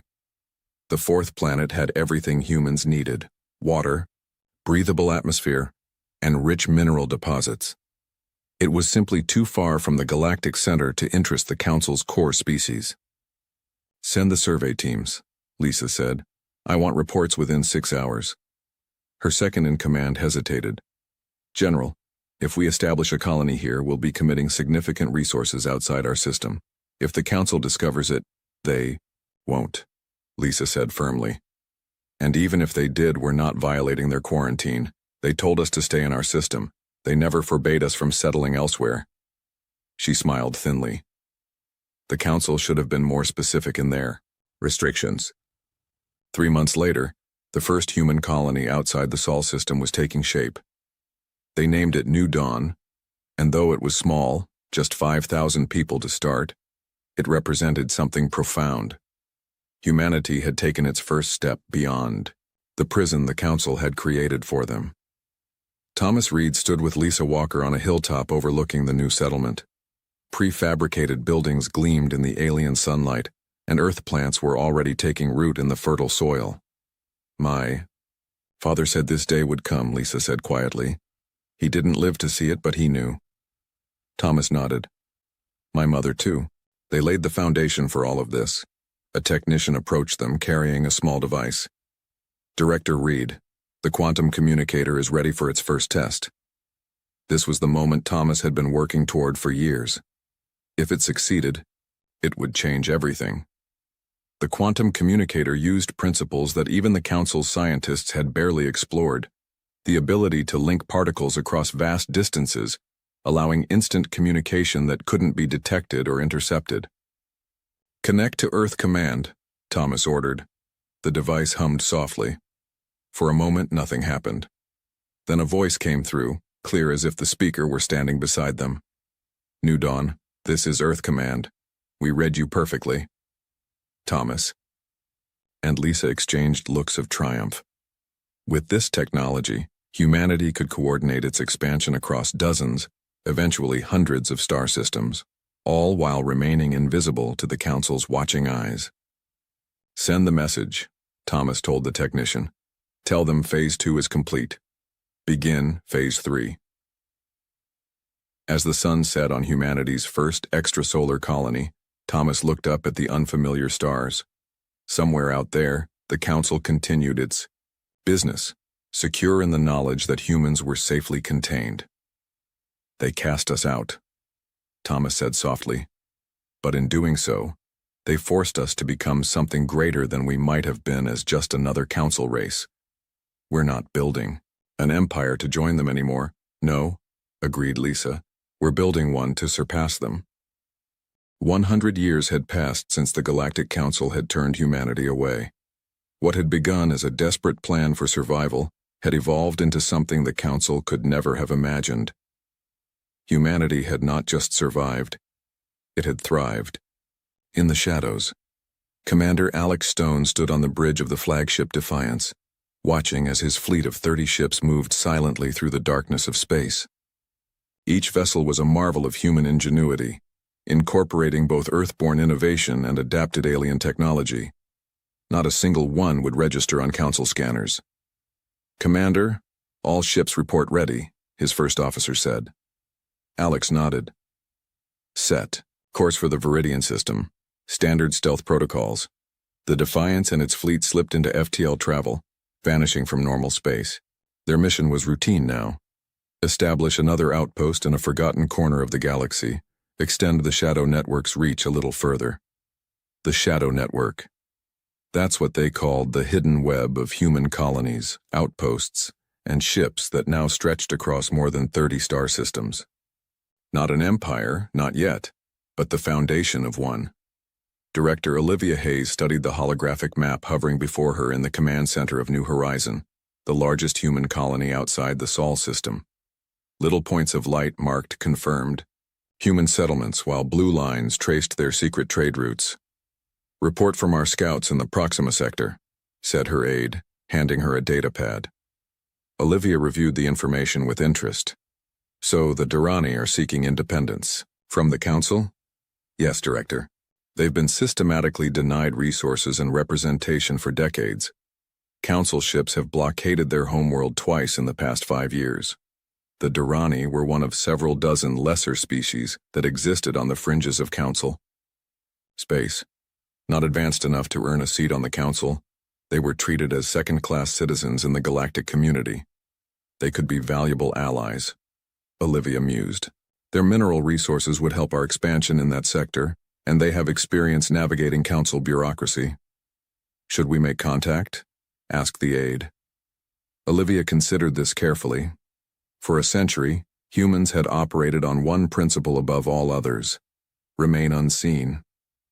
But perhaps it was time for a calculated risk. Send a diplomatic team, small, deniable. If they respond positively, offer them what the Council never has: equal partnership. Engineer Jack Morrison wiped sweat from his brow as he made final adjustments to the ship's outer hull. The vessel around him didn't look like much. An old mining craft, the kind used by dozens of species throughout the galaxy. But that was the point. Testing phase complete, announced his assistant. Transformation sequence ready. Jack stepped back and checked the control panel. Initialize adaptive sequence. Before their eyes, the ship began to change. Sections of the hull shifted, rearranged, and changed color. Special nanomaterials altered their molecular structure, transforming the energy signature the vessel emitted. Within 3 minutes, what had been a mining vessel now appeared to be a Council diplomatic shuttle. Perfect, Jack said with satisfaction. And the internal systems? All registering as Maverian technology, as programmed. This was Jack's specialty: adaptive technology that could change not just appearance, but fundamental energy signatures. It allowed human ships to mimic alien vessels, to blend in when stealth wasn't an option. Combined with the Shadow Network's stealth systems, it made human activity nearly impossible to track. Package the final specs and send them to the fleet, Jack ordered. Every ship in the network needs this upgrade yesterday. The Council patrol vessel Righteous Path drifted through the Kandari asteroid belt, its sensors sweeping the area routinely. Captain Threll, a member of the mantis-like Vorax species, was completing his final patrol route before retirement. Captain, unusual energy reading at coordinates 227 Mark IV, reported his sensor officer. Threll sighed. Probably just another smuggler hiding contraband. Investigate. Standard approach. As the patrol ship changed course, the sensor officer frowned. Sir, the reading, it's gone. Gone? Did they jump to FTL? No, sir, no FTL signature detected. It's as if whatever was there simply vanished. Threll chittered in annoyance. After 30 years enforcing Council law, he was tired of mysteries. Log it and continue patrol. Probably just sensor ghost from the asteroid field. What Threll couldn't know was that the sensor ghost was actually a human scout ship that had detected the patrol vessel seconds before being detected itself. The scout had activated its newest stealth system, essentially becoming invisible, even at close range. Aboard the human vessel, the crew breathed a collective sigh of relief. That was too close, muttered the captain. Send word to command. Council patrols in this sector have increased by 40% since our last survey. In a dimly lit chamber on the Council's capital world, 12 representatives gathered for an emergency meeting. Holograms showed star charts with strange anomalies marked in red. These reports cannot be ignored any longer, insisted the Arvoni representative, the same species that had shown evidence against humanity a century before. Something is operating in our territories, something that can evade our most advanced detection systems. Perhaps a natural phenomenon, suggested another counselor. Natural phenomena don't destroy our probe ships when discovered, countered the Arvoni. Whatever this is, it's intelligent and determined to remain hidden. The head counselor, a different individual than the one who had sentenced humanity to isolation, but of the same silver-skinned species, looked troubled. What evidence do we have of its origin? Very little. Our outposts occasionally detect ships that appear and disappear. Trade hubs report resources going missing. And most concerning, several minor species on the outer rim have stopped communicating with Council representatives altogether. You believe these events are connected? I do. I believe we are dealing with what our security forces have dubbed a phantom civilization. A group operating beyond our knowledge and outside our laws. The council chamber filled with concerned murmurs. Could it be the humans? Asked one counselor hesitantly. The Arvoni dismissed this with a wave. Impossible. The quarantine boys show they've barely established a presence on their fourth planet. Their ships are primitive and easy to track. No, this is something else. Something potentially far more dangerous. The head counselor stood. Increase patrols in all affected sectors. I want sensor stations upgraded. Whatever this phantom civilization is, we will find it and determine if it poses a threat to council stability. On New Horizon, Olivia Hayes met with Commander Stone and Engineer Morrison in a secure conference room. The holographic face of a non-human being floated above the table, the first official ally of the Shadow Network. The council grows suspicious, said the alien, a Durrani elder named Trell. Their ships ask questions about missing resources, about changes in our trade patterns. But they don't suspect an alliance with humans? Asked Olivia. Trell made a sound, like quiet laughter. They believe humans are still trapped in your home system, licking your wounds from their rejection. The council's arrogance blinds them to what's happening right under their noses. Nevertheless, said Alex, we should accelerate the timetable. More council patrols mean more chances of discovery. Jack nodded in agreement. My teams have completed the adaptive technology rollout. We can begin Phase 4 immediately. Olivia studied the map of their growing network of allies and outposts. What had begun as humanity's desperate bid for survival had evolved into something greater. A shadow alliance of species who had all, in one way or another, been cast aside by the Council. The Council cast us out because they feared what we might become, she said quietly. They never imagined that in doing so they would create exactly what they feared most, an alternative to their power. An empire born in shadow, Alex said with a smile, ready to step into the light when the moment is right. 150 years had passed since humanity's expulsion from galactic society. What had once been a handful of hidden outposts had evolved into the Aurora Federation, an alliance of over 100 worlds and a dozen different species, all united by a common history of council neglect or oppression. Admiral Rachel Stone, great-granddaughter of Commander Alex Stone, stood on the command deck of the Federation flagship Revelation. At 2 kilometers long, the vessel was the largest and most advanced warship humans had ever built, though no council world had ever seen it.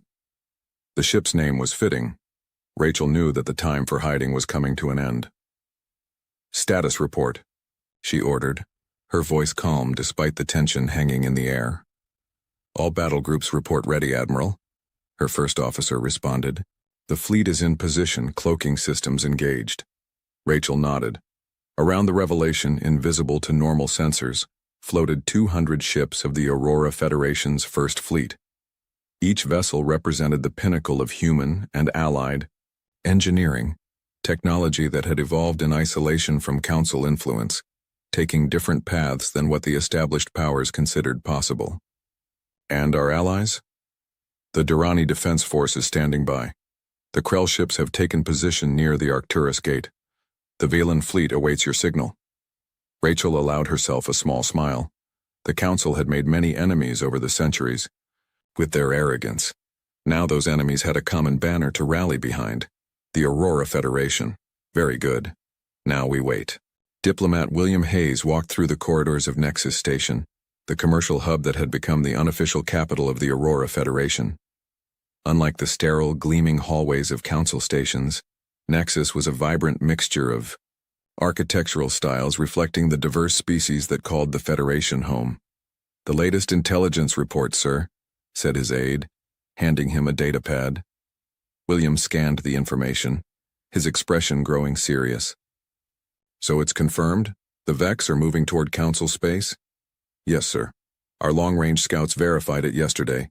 The Council remains unaware. The Vex. The name sent a chill down William's spine.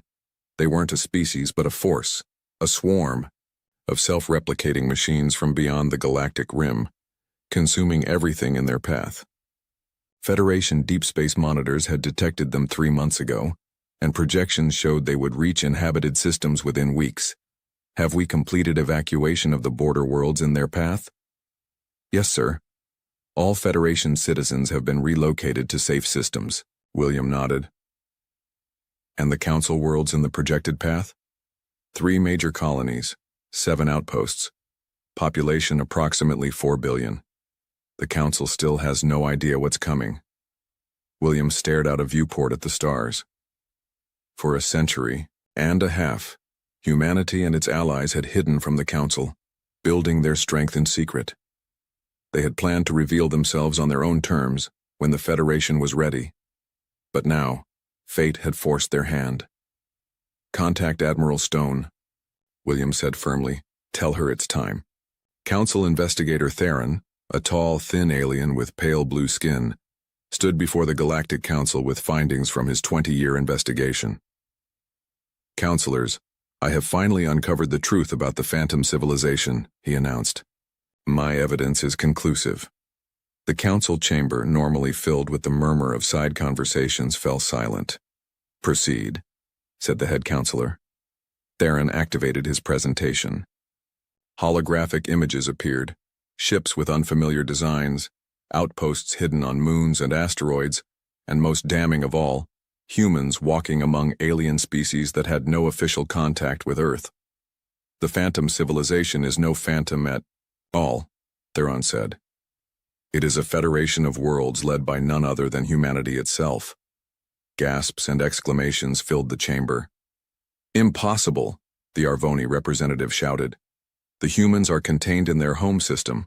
Our quarantine, boys, have been feeding us false data for over a century, Theron interrupted.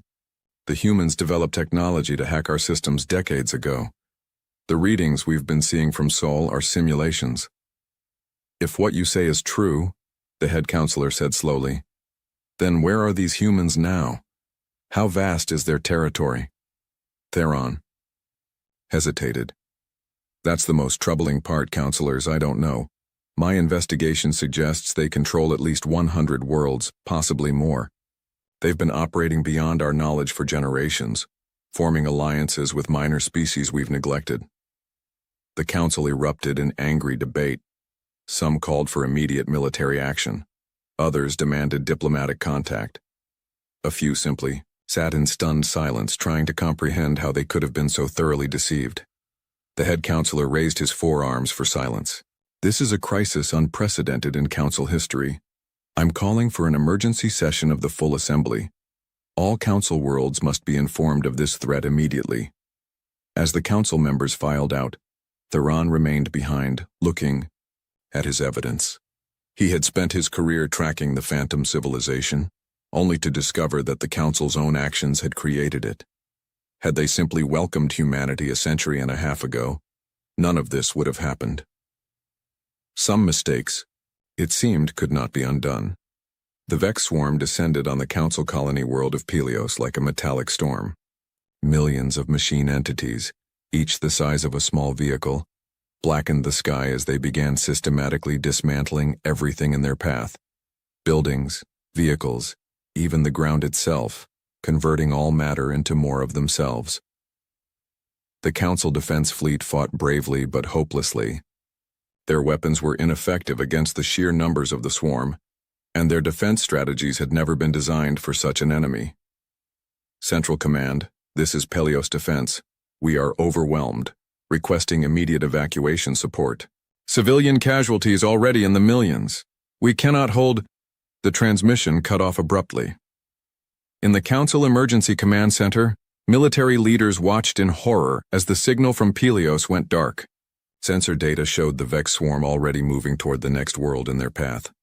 We've lost Pelios, announced the Supreme Commander grimly. At current speed, the Vex will reach Doran Prime in 3 days, Valis in 5.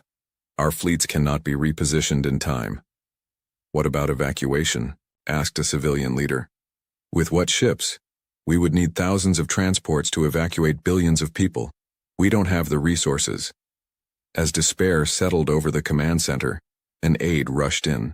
Supreme Commander, unknown ships have appeared in the Pelios system. The Vex? No, sir. It's It's a fleet. Hundreds of ships, design unknown. They appeared out of nowhere, as if they were invisible until now. The main screen shifted to show the new arrivals. Sleek vessels of unfamiliar design moved in perfect formation toward the Vex swarm. "Open a channel," ordered the Supreme Commander. "Let's find out who our mystery guests are." The screen flickered and a human face appeared. A woman with stern features and a uniform bearing unfamiliar insignia looked back at them. "This is Admiral Rachel Stone of the Aurora Federation Fleet. We've detected a Class 1 threat to all sentient life in this sector. We are moving to engage and contain. We recommend you evacuate all remaining citizens from Peleos' southern continent. We will hold this line." The Council Command Center went silent in shock. "Humans," whispered the Supreme Commander. "The Phantom Civilization. It's real." They watched as the human-led fleet engaged the Vex with shocking effectiveness. Energy, weapons unlike anything the Council had developed, tore through the swarm. Smaller ships darted between the machines with impossible agility, deploying devices that disrupted the Vex communication network. Hour after hour, the battle raged. The Council leaders watched, transfixed, as the supposedly primitive humans and their allies fought with technology and tactics far beyond what should have been possible. "They're winning," said a Council tactician in disbelief. "They're actually pushing the Vex back." By the following day it was over. The Vex threat had been contained, though at great cost. Dozens of the Aurora Federation ships had been destroyed in the battle, and half of Peleos lay in ruins. But billions of lives had been saved, Council citizens who would have perished without intervention. As relief ships landed on Peleos, the survivors stared in wonder at their rescuers. Humans walked among Durrani, Krell, and other species the Council had dismissed as insignificant, all working together with an efficiency born of long practice. The Phantom Civilization had finally stepped into the light, and the galaxy would never be the same. 200 years had passed since the Galactic Council had cast humanity aside. The galaxy was no longer the same place it had been. The battle at Peleos had changed everything. The Council's secret was exposed. They were not the all-powerful guardians of peace they claimed to be. And humanity's secret was revealed as well. They had not stayed contained and helpless, but had built something remarkable beyond the Council's sight. President David Reed stood at the window of his office, on Nexus Station, watching ships come and go from the massive space dock. As the elected leader of the Aurora Federation, he carried the legacy of his ancestor, Dr. Eliza Reed, whose work on FTL drives had started humanity's journey to the stars. Now that journey had come full circle. "Mr. President," his aide said, from the doorway, "the Council representatives have arrived." David nodded. "Show them in." The door slid open, and 3 Council members entered. Unlike the proud, dismissive aliens who had judged humanity 2 centuries before, these representatives looked humbled. The recent events had shaken the very foundation of their authority. "President Reed," said the lead representative, Council Leader Azeroth, a tall being with silver skin and 4 arms. His species had led the Council for millennia, but now he came as nearly an equal, not a superior. "Thank you for agreeing to meet." "Of course," David replied. "Please, sit." As they took their seats, David studied them carefully. Azeroth was different. From most Council leaders, he had been among the first to acknowledge that the old ways had failed. Beside him sat representatives from 2 other Council species, both looking uncomfortable in this human-led space station. "I'll be direct," Azeroth said. "The Vex threat continues to grow. Despite your Federation's victory at Peleos, our analysts believe they will return in greater numbers. The Council's defenses are inadequate." "You're asking for our help," David said. It wasn't a question. "Yes. Our scientists have analyzed your weapons technology. It's unlike anything we've developed, more effective against the Vex than anything we have."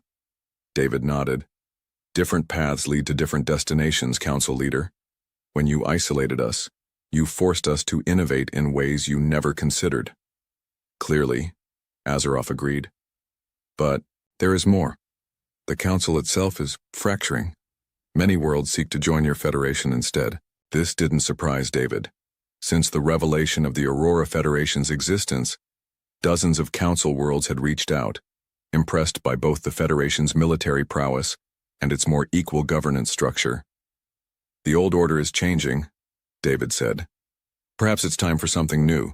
Grand Admiral Maria Walker, the latest in the long line of walkers who had helped build humanity's hidden empire, stood on the bridge of the Defiance II, namesake of the original flagship from a century before. Around her ship, the largest fleet ever assembled in the galaxy prepared for battle. "Status report," she ordered. "All Federation ships in position, Admiral," her first officer replied.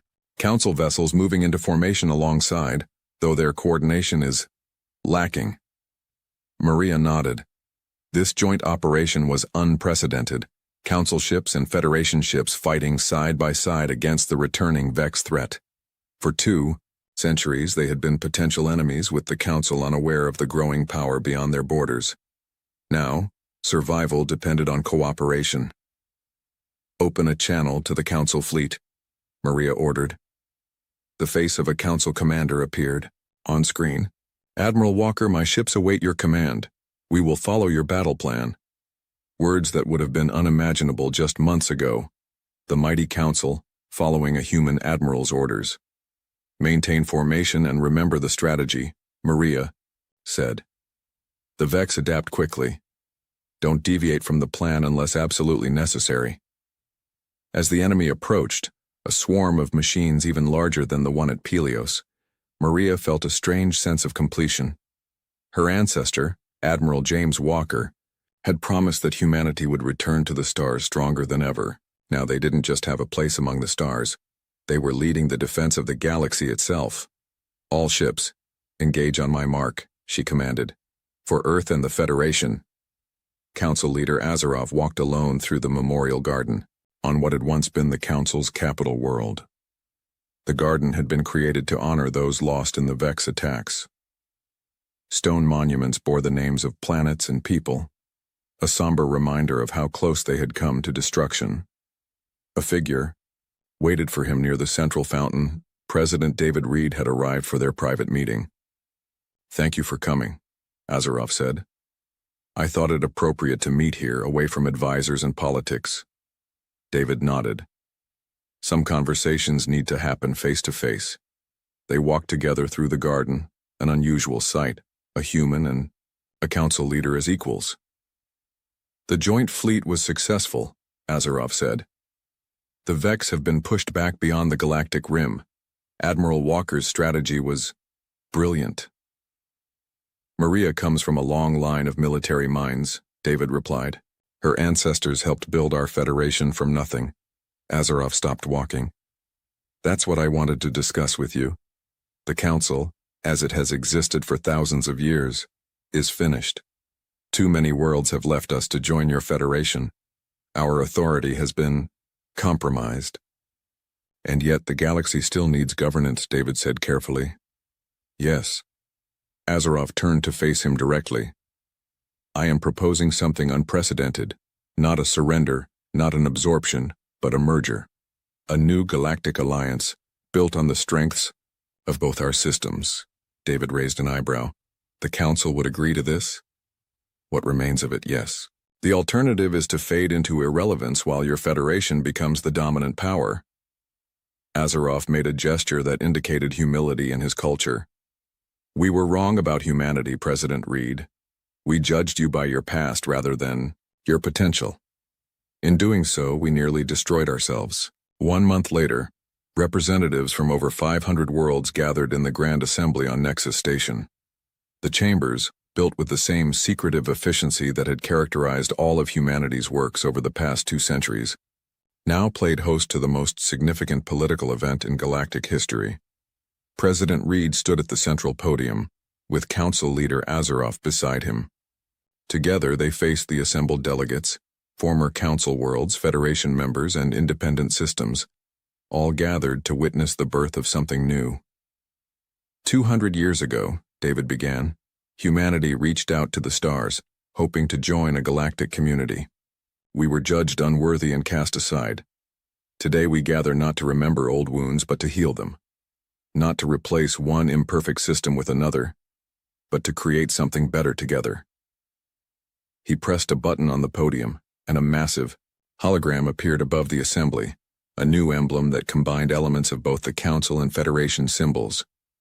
Today we establish the Galactic Alliance, a union of equals, where no species is judged by its past, where innovation is celebrated, not feared, and where we face the future as one united galaxy. The chamber erupted in applause and various expressions of approval from the diverse species present. On a balcony overlooking the proceedings, Grand Admiral Walker stood with an elderly human man, the last surviving member of the original preservation protocol team that had started humanity's